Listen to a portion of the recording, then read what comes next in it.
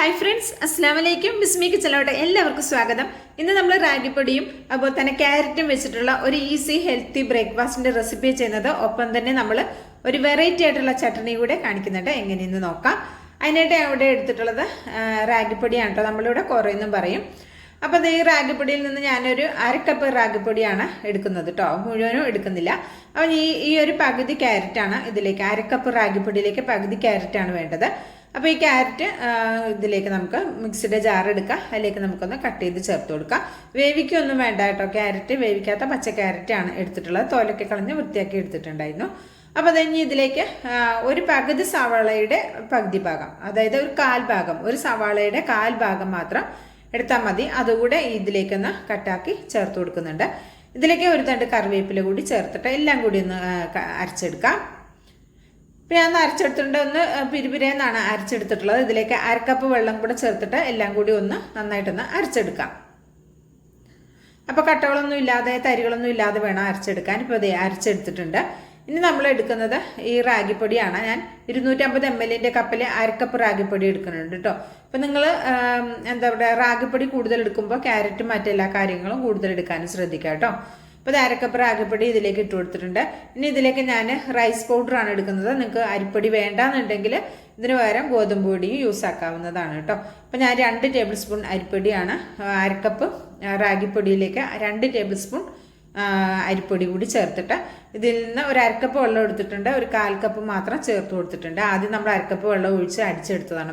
മൊത്തം 3/4 കപ്പ് വെള്ളമാണ് ഒഴിച്ചു കൊടുത്തിട്ടുള്ളത്. അപ്പോൾ ഇതുപോലെ ഒന്ന് അരച്ചെടുത്തിട്ടുണ്ട്. ഒരു ദോശമാവിൻ്റെ കൺസിസ്റ്റൻസിയാണ് നമുക്ക് വേണ്ടത് കേട്ടോ. അപ്പോൾ ഇതുപോലെ ഒന്ന് അരച്ചത് ഇവിടെ മാറ്റി വയ്ക്കാം. അപ്പോൾ ഇത് മിക്സിയിൽ നിന്ന് മാറ്റി കൊടുത്തിട്ടുണ്ട്. ആവശ്യത്തിനുള്ള ഉപ്പ് കൂടെ ചേർത്ത് കൊടുക്കാം കേട്ടോ. എന്നിട്ട് നന്നായിട്ട് മിക്സാക്കി കൊടുക്കുക. എന്നിട്ട് ഒരു സൈഡിലേക്ക് മാറ്റി വെക്കാം. ഇത് നമ്മൾ റെസ്റ്റ് ചെയ്യാനൊന്നും വെക്കേണ്ട ആവശ്യമില്ല. ഇതുപോലെ ഒന്ന് മിക്സാക്കി എടുത്താൽ മാത്രം മതി. ഇപ്പം നമ്മൾ ഇതിലേക്കൊരു ചട്ടണി തയ്യാറാക്കുന്നുണ്ടല്ലോ, അത് കാണിക്കാൻ വേണ്ടിയിട്ടാണ് ഇതിവിടെ മാറ്റി വെക്കുന്നത്. ഇപ്പോൾ 1/4 കപ്പ് വെള്ളം കറക്റ്റ് പാകണം.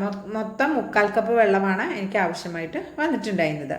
അപ്പോൾ അതവിടെ മാറ്റി വെച്ചിട്ടുണ്ട്. ഇനി നമുക്ക് ചട്ടണി എങ്ങനെയാണ് തയ്യാറാക്കുന്നതെന്ന് നോക്കാം. അതിനായിട്ട് ഒരു പാൻ ഇവിടെ അടുപ്പത്ത് വെച്ച് കൊടുത്തിട്ടുണ്ട്. ഇനി ഇതിലേക്ക് 1 ടേബിൾ സ്പൂൺ വരുന്ന വെളിച്ചെണ്ണ ഒഴിച്ചു കൊടുക്കാം. ഇതിലേക്ക് ഞാൻ 4 മുളകാണ് എടുത്തിട്ടുള്ളത്. അത്യാവശ്യം എരിവുള്ള മുളക് തന്നെയാണ്. ഇനി ഇതിലേക്കൊരു 2 വലിയ പീസ് ഇഞ്ചി എടുത്തിട്ടുണ്ട്. അതുകൂടെ ഒന്ന് കട്ടാക്കിയിട്ട് ചേർത്ത് കൊടുക്കാം. ഇത് രണ്ടും കൂടി ഒന്ന് വറുത്തെടുക്കണം കേട്ടോ. ഒരുപാടിട്ട് മൂപ്പിക്കേണ്ട. പച്ചമുളക് നമ്മൾ കീറാത്ത പച്ചമുളക് ആയതുകൊണ്ട് പച്ചമുളക് ടപേന്ന് അങ്ങോട്ട് പൊട്ടിത്തെറിക്കും കേട്ടോ. അതൊന്ന് ശ്രദ്ധിക്കണം. ഒരുപാട് നേരിട്ട് വഴറ്റരുത്. വഴറ്റിയാൽ പച്ചമുളക് പൊട്ടും. എൻ്റെ ഇതിൽ നിന്ന് ഒരെണ്ണ പൊട്ടിയിട്ടുണ്ടായിരുന്നു. അപ്പോൾ നിങ്ങളത് ശ്രദ്ധിക്കണം കേട്ടോ, നല്ലോണം ശ്രദ്ധിക്കണം. ഒരുപാട് പച്ചമുളക് കണ്ടോ, പൊട്ടിയതാണ് കണ്ടത്. മൂത്ത് ഇങ്ങോട്ട് ഇതാകാൻ വേണ്ടി നിൽക്കണ്ട, അപ്പോൾ പൊട്ടും. അത് നിങ്ങൾ ശ്രദ്ധിക്കണം. ജസ്റ്റ് ഒന്ന് ചൂടാക്കി മാത്രം എടുത്താൽ മതി. അപ്പോൾ ഇത് ഞാൻ മിക്സിയുടെ ജാറിലേക്ക് ഇട്ട് കൊടുത്തിട്ടുണ്ട്. നമ്മളിപ്പോൾ വഴറ്റിയെടുത്ത പച്ചമുളകും ഇഞ്ചി ഇട്ട് കൊടുത്തിട്ടുണ്ട്. ഇതിലേക്ക് ഒരു തണ്ട് കറിവേപ്പില കൂടി ചേർത്ത് കൊടുത്തിട്ടുണ്ട്.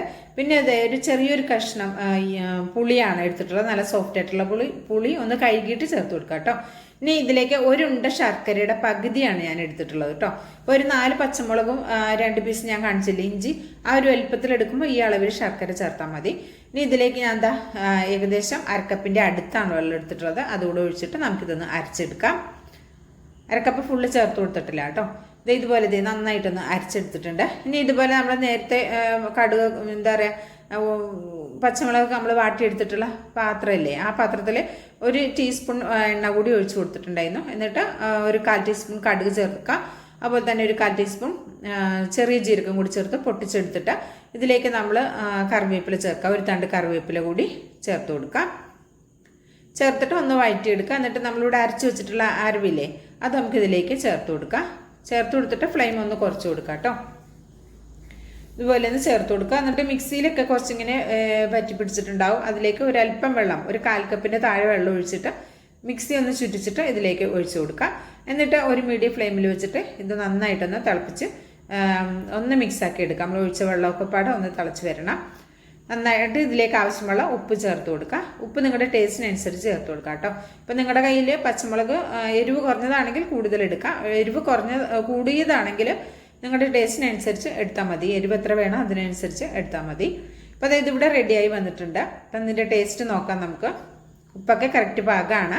അടിപൊളി ടേസ്റ്റാണ് കേട്ടോ. നിങ്ങൾ ഒരു പ്രാവശ്യങ്ങളും റെഡിയാക്കി നോക്കേണ്ട ഒരു ചമ്മന്തിയാണ്, ഒരു ചട്ടണിയാണ്. നല്ല ടേസ്റ്റാണ് കഴിക്കാനായിട്ട്. ഇഡ്ഡലി, ദോശ, അപ്പത്തിൻ്റെ ഒപ്പമൊക്കെ നല്ല അടിപൊളി കോമ്പിനേഷനാണ്. കഞ്ഞിക്കൊപ്പമൊക്കെ തൊട്ട് കഴിക്കാനും നല്ല ടേസ്റ്റാണ് കേട്ടോ. അപ്പോൾ ഞാനിതേ ഫ്ലെയിമൊക്കെ ഓഫാക്കി കൊടുത്തിട്ടുണ്ട്. ഇതൊരു പാത്രത്തിലേക്ക് മാറ്റി കൊടുക്കാം.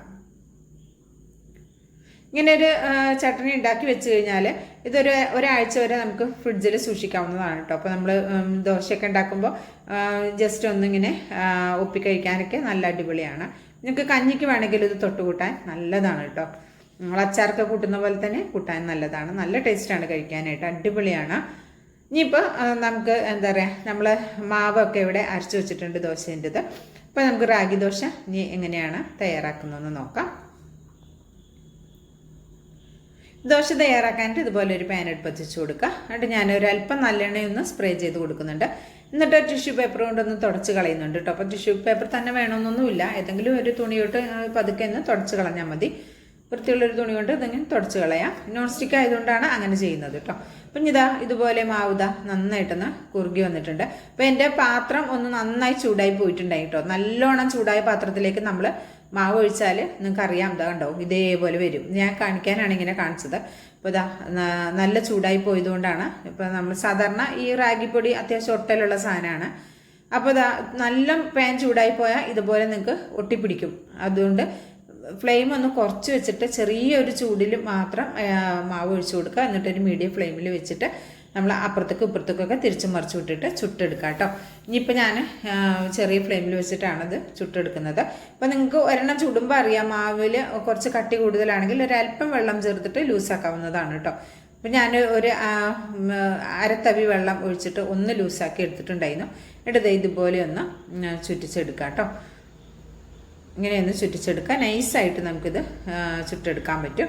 ഈ ഒരു മീഡിയം ഫ്ലെയിമിൽ വെച്ചാൽ മതി. എന്നിട്ട് പിന്നെ മാവ് ഒഴിക്കുന്ന സമയം ഫ്ലെയിം ഒന്ന് അഡ്ജസ്റ്റ് ആക്കുക. ലോ ഫ്ലെയിമിൽ വെച്ചിട്ട് ചട്ടിയുടെ ചൂടൊന്ന് ക്രമീകരിച്ചിട്ട് വേണം നമ്മളിത് റെഡിയാക്കി എടുക്കാനായിട്ട്. പിന്നെ ഈ റാഗിപ്പൊടി ആയതുകൊണ്ട് കുറച്ച് ഒട്ടൽ കൂടുതലായിരിക്കും. അപ്പോൾ നമ്മുടെ ദോശയൊക്കെ ഇവിടെ റെഡിയാക്കി എടുത്തിട്ടുണ്ട്. ഇതേപോലെ മുഴുവനൂടെ റെഡിയാക്കി എടുത്തിട്ടുണ്ട്. കണ്ടോ, വേണമെങ്കിൽ ഇതുപോലെ ക്രിസ്പിയാക്കി എടുക്കുക, അല്ലെങ്കിൽ സോഫ്റ്റാക്കി എടുക്കുക. എങ്ങനെയാണോ നിങ്ങൾക്ക് താല്പര്യം. ഇത് ഞാൻ സോഫ്റ്റാക്കി എടുത്തിട്ടുള്ളതാണ്. എങ്ങനെയാണോ താല്പര്യം അതുപോലെ നിങ്ങൾക്ക് റെഡിയാക്കി എടുക്കാം. വെയിറ്റൊക്കെ കുറയാൻ ആഗ്രഹിക്കുന്നവർക്ക് ഉണ്ടാക്കി കഴിക്കാൻ പറ്റിയ ഒരു അടിപൊളി ദോശയാണ്. അതുപോലെ തന്നെ ചട്നിയും നല്ല സൂപ്പർ രസമുള്ളൊരു ചട്നിയാണ്. വീഡിയോ ഇഷ്ടമാകുകയാണെങ്കിൽ തീർച്ചയായിട്ടും ഒരു ലൈക്ക് തന്ന് സപ്പോർട്ട് ചെയ്യാൻ ആരും മറക്കരുത്. ചാനൽ സബ്സ്ക്രൈബ് ചെയ്ത് കാണുന്ന എൻ്റെ എല്ലാ പ്രിയ കൂട്ടുകാരും ഒന്ന് സബ്സ്ക്രൈബ് ചെയ്തിട്ട് അടുത്ത് വരുന്ന ബെല്ലൈക്കൺ ഒന്ന് എനേബിൾ ചെയ്ത് വെച്ചാൽ മാത്രമേ നമ്മളിടുന്ന വീഡിയോസിൻ്റെ നോട്ടിഫിക്കേഷൻ നിങ്ങളിലേക്ക് കറക്റ്റായിട്ട് കിട്ടുള്ളൂ. വീഡിയോയെക്കുറിച്ചിട്ടുള്ള അഭിപ്രായം തീർച്ചയായിട്ടും അറിയിക്കാനും മറക്കരുത്.